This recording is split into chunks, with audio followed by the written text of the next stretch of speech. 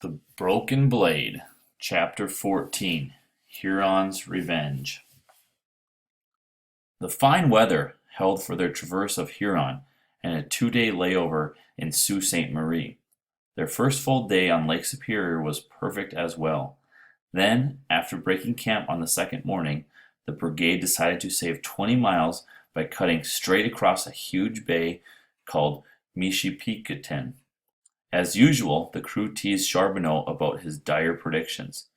Beloit wet his finger and tested the breeze.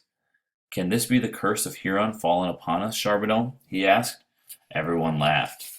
30 minutes later, no one was joking. Huge whitecaps rolled out of the west. The bow slid like the nose of a great sea beast down the backside of each wave and rose high on the oncoming crest. Sometimes a wave washed over the prow, and other times a big breaker dropped the bark hull onto the water with a shuddering crack. Pierre feared the canoe would break apart. His hands burned with the biting cold. At times the wind gusted so hard that the crew had to pull with all their strength to stay dead in the water. Raindrops popped like the hull like flung pebbles. To forget their aching, Pierre thought of home. He tried to recall happy times, such as the spring day when he and Camille and Celeste had sailed little hand-carved boats on the creek behind their house, and a wagon trip he and his family had taken to Montreal on Bastille Day when he was 10, but his mind kept drawing back to a single dark image from just a summer ago. That summer, Pierre was swimming with his friends down at the company landing.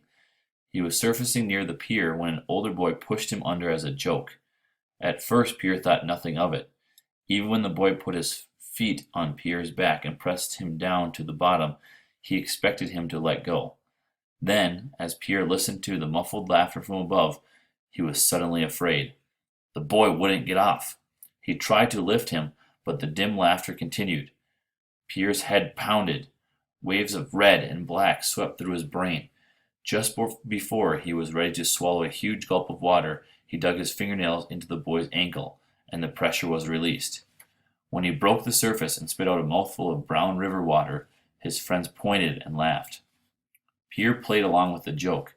He smiled as he clutched the dock post and caught his breath. But even after his pulse returned to normal, he was still trembling inside.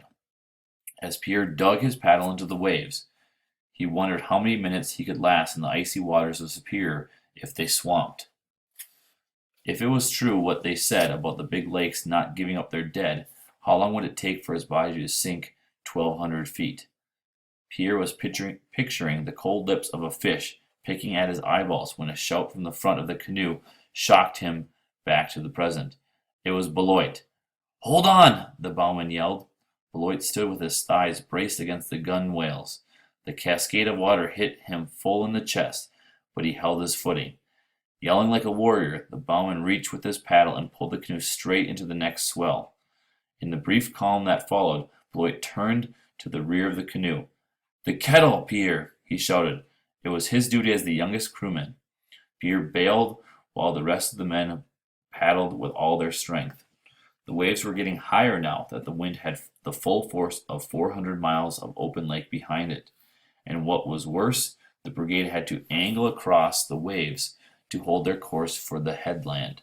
Charbonneau steered as direct a route as he dared, knowing that the strength of his crew wouldn't allow a more gradual approach.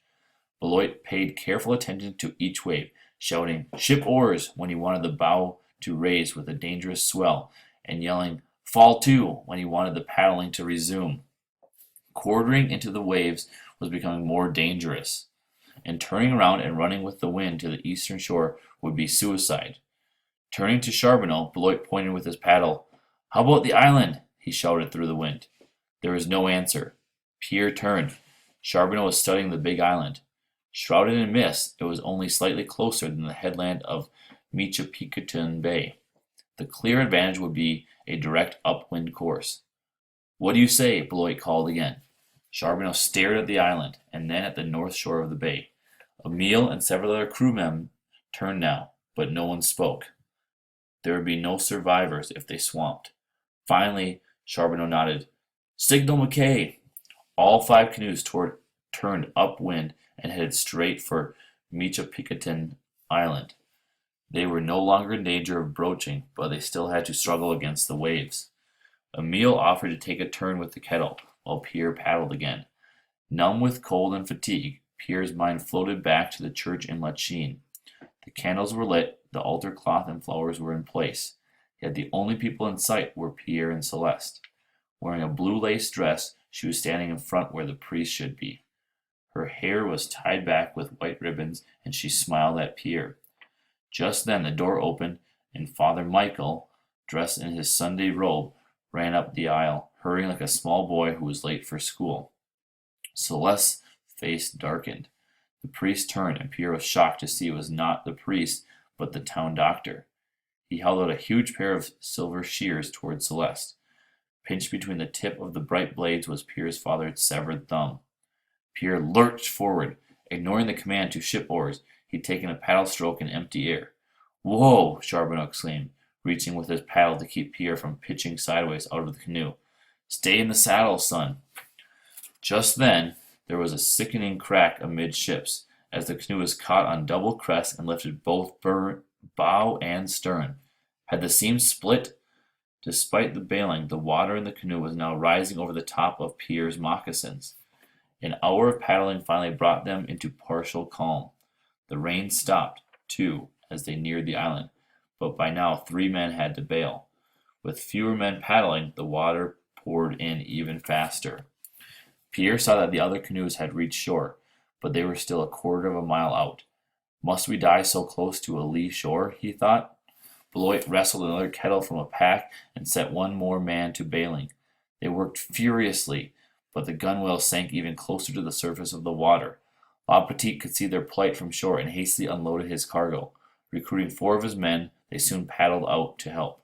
Holding the canoes side by side, Charbonneau's crew used the last of their strength to transfer the freight from the foundering canoe. Even before the parcels were unloaded, the teasing began. La Petite looked at the sorry fellows sitting calf deep in the chilly water and chuckled. "You know, gentlemen," he declared, "it works better to paddle over the lake instead of in it."